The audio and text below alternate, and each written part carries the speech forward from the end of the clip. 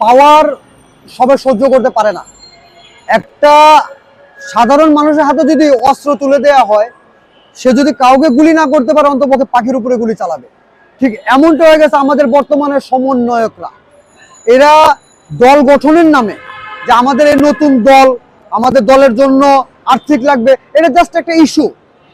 এদেরকে দল গঠনের জন্য পর্যাপ্ত পরিমাণ পরিমাণ টাকা এদের ব্যালেন্সে আছে, পর্যাপ্ত পরিমাণ টাকা এদের কাছে আছে, যেটা দিয়ে এরা 2-3টা দল গঠন করতে পারবে। কিন্তু তারপরেও বাংলাদেশের মানুষকে এক ধরনের বোকা বানানোর জন্য এদের বাবা মা হোক বা এদের আত্মীয় স্বজন বা এদের যারা সহকারী আছে, এদেরকে দিয়ে কিছু চাঁদাবাজি করাচ্ছে যে আমাদের দলটাকে প্রকাশ করার জন্য, দলটাকে দাঁড়া করার জন্য আপনারা কিছু টাকা পয়সা দেন। মানুষে ভিক্ষা চাইলে ভিক্ষার মতো ভিক্ষা চাইতে হয়, কিন্তু তারা ভিক্ষা চাচ্ছে না, তারা ভিক্ষার নাম করে চাঁদাবাজি করতেছে। তো এরা যখন বলে যে অমুক দল চাঁদাবাজ, অমুক দল চাঁদাবাজ, অমুকে চাঁদাবাজি করে, আমি তো দেখতেছি বাংলাদেশের ভিতরে এরাই সবচেয়ে বড় চাঁদাবাজ। কারণ কি, চাঁদাবাজ খেয়ে এরা শেল্টার দিচ্ছে এবং এরা নিজে চাঁদাবাজি করতেছে। এদের বাবা আছে, তাদের বাবারাও নাকি আজকালকে গ্রামে গিয়ে নাকি চাঁদাবাজি শুরু করছে, আমাকে এত এত টাকা দাও, আমার ছেলে পার্টি করতেছে, আমার পার্টির জন্য ফান্ড লাগবে।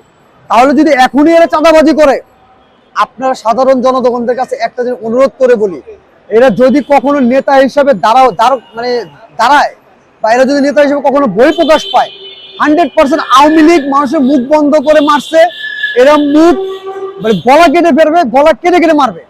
কেননা এরা এমন একটা জায়গা থেকে উৎপাদিত হয়েছে, এদের জন্ম থেকে নিয়ে এরা চাঁদা দেখছে। যখন সাদ্দামের আন্ডারে এরা ছিল, সাদ্দাম চাঁদাবাজি থেকে নিয়ে সবকিছু এদের ট্রেনিং দিয়ে দিচ্ছে এদের। এরা এই সাদ্দাম থেকে ট্রেনিং প্রাপ্ত হয়ে এরা এই রাজনীতির পর্যায়ে আসছে। আপনারা কেন বুঝতেছেন না যে যারা নাকি একটা শার্ট কেনার যোগ্যতা রাখে না, যাদের পকেটে একটা শার্ট কেনার টাকা পয়সা থাকতো না, তারা আজকে 2 কোটি টাকার দামের গাড়িতে ঘুরতেছে। তারা আজকে বিভিন্ন জায়গার ভিতরে ঘুরতে যায়, কম্বল দিতে যায় 20 লাখ টাকার, হেলিকপ্টারের খরচ আসে তাদের কাছে 50 লাখ টাকা। তাহলে এরা টাকাটা কোত্থেকে পাচ্ছে? এটা আমাদের টাকা দিয়ে নিচ্ছে, নয়তো চাঁদাবাজি করতেছে। আমি একটা জিনিস বুঝি না যে যারা নাকি এই দেশের জন্য কিছু করলো না পদে থাকা অবস্থায়, তাদের পার্টিকে কে ভোট দিবে, এটা আমার বুঝে আসে না। একটা রিক্সাওয়ালাও যদি এদের বিপরীতে দাঁড়ায়, আমি ভোট দেব, এদের দিব না। কেননা যখন আমরা রাস্তায় কষ্ট করে নামছিলাম, সাধারণ জনগণ, লক্ষ লক্ষ জনগণ নামছিলাম এই স্বৈর শাসকের বিরুদ্ধে, তখন এরা কিন্তু রাস্তা নামে নাই। এরা শুধু মেধা আর কোঠা নিয়ে উঠায় দিয়ে এরা হয়ে গেছে এদের মতে, এরা হয়ে গেছে বাংলাদেশে অনেক কিছু। কিন্তু রাস্তার ভিতরে সাধারণ জনগণ মারা গেছে, রাস্তায় সাধারণ জনগণ মার খাইছে, সাধারণ ছাত্র মার খাইছে। যারা আজকে আহত হয়ে পড়ে রয়েছে তাদের খোঁজ খবরও তারা নেয় না। আমি একটা কিছু বলতে চাই, এই অবৈধ টাকার হিসেব বাংলাদেশে তাদের দিয়ে যেতে হবে। তারা যে টাকাগুলো কোত্থেকে পাচ্ছে আমি তা জানি না, অবশ্যই এগুলো অবৈধ টাকা। যদি না হয়তো তাহলে তারা হিসাব দিতে পারতো। বাংলাদেশের আইন উপদেষ্টার কথা যদি বলতে যান বা আইনের ব্যাপারে যদি বলতে যান, যতদিন পর্যন্ত আমাদের ভদ্র এবং জঘন্য এবং হলো গিয়ে ভদ্ররূপী একজন অভদ্র লোক যতক্ষণ বসে আছে আসিফ নজরুল, ততক্ষণ পর্যন্ত এই দেশের আইন ব্যবস্থা কখনোই ভালো হবে না। এই যে আমি কিছুক্ষণ আগে দেখলাম যে সাধারণ জনগণ এবং পুলিশের মধ্যে যে হাতাহাতি, পুলিশের কেন সাধারণ জনগণ হাতাহাতি করতে যাবো আমরা? পুলিশ জনগণের জন্য, জনগণ পুলিশের জন্য। অতএব যদি এখানে কেউ অবস্থান করে থাকে তাদের কোনো একটা আবদার নিয়ে বা তাদের কোনো একটা কর্মসূচি নিয়ে, তাদের কি বলে এটাকে দাবি নিয়ে যদি তারা এখানে অবস্থান করে থাকে, তাহলে তাদের দাবিটাকে আপনারা শুনেন। যদি আপনাদের কাছে মনে হয় এই দাবিটাকে মেনে নেওয়া যায়, বিবেচনা করে তাদের সান্ত্বনা দেন বা তাদের সাথে মিলিত হয়ে যেভাবে দেশ শান্তি থাকবে সেটা একটা কাজ করেন। আপনারা ওইখান থেকে উস্কানি দিচ্ছেন পুলিশকে যে আপনারা লাঠি পিটা করেন, আর এখানে জনগণ তো লাঠি পিটা খাতে বসে থাকবেন, স্বাভাবিক কথাবার্তা। কারণ 2005 আগস্টের আগে যে সময়টা ছিল এখন ওই সময়টা নাই। এখন জনগণের উপরে যদি কোনো লাঠি চার্জ করা হয়, জনগণ তার প্রতিবাদ করতে জানে। হয়তো বা 5 আগস্টের মতো লং মার্চ এখনো হয় নাই। যে সিচুয়েশন এরা তৈরি করতেছে, আসিফ নজরুল এইভাবে ডাইরেক্ট বলে যে সে মামলা নেওয়া যাবে না এবং ধর্ষকের ফাঁসির সাপোর্ট আমি করি না, তাহলে আমি বলতে চাই যে এটা কি সেদিন সে বুঝতে পারবে যেদিন তার ঘরের কারোর সাথে ঘটবে, বা এটা কি সেদিন সে বুঝতে পারবে যখন তাকে আবার রাস্তার নামায়া তাকে চাকরিবিহীন করা হবে, সে চাকরির জন্য রাস্তা যাবে, তখন কি সেই জিনিসগুলো বুঝবে? আইন উপদেষ্টা যতদিন পর্যন্ত ওই আইনের আওতায় থাকবে, ততদিন পর্যন্ত এই দেশের সাধারণ মানুষ কোনোটাই ন্যায় বিচার পাবে না। এটা আপনি আমার থেকে লিখিত নেন। আর এভাবে যদি দেশ চলতে থাকে, 100% সামনে আরেকটা 5 আগস্ট অপেক্ষা করতেছে। যতজন লোক মারা গেছে সে 5ই আগস্টের আগে থেকে নিয়ে 5ই আগস্ট পর্যন্ত তার চেয়ে রিডবল লোক সামনে মারা যাবে। আর এই সবগুলোর জন্য দায়ী থাকবে যতজন উপদেষ্টা আছে এবং যারা বর্তমানে পার্টি নিয়ে ব্যস্ত আছে, এরা সবাই এর জন্য জড়িত থাকবে।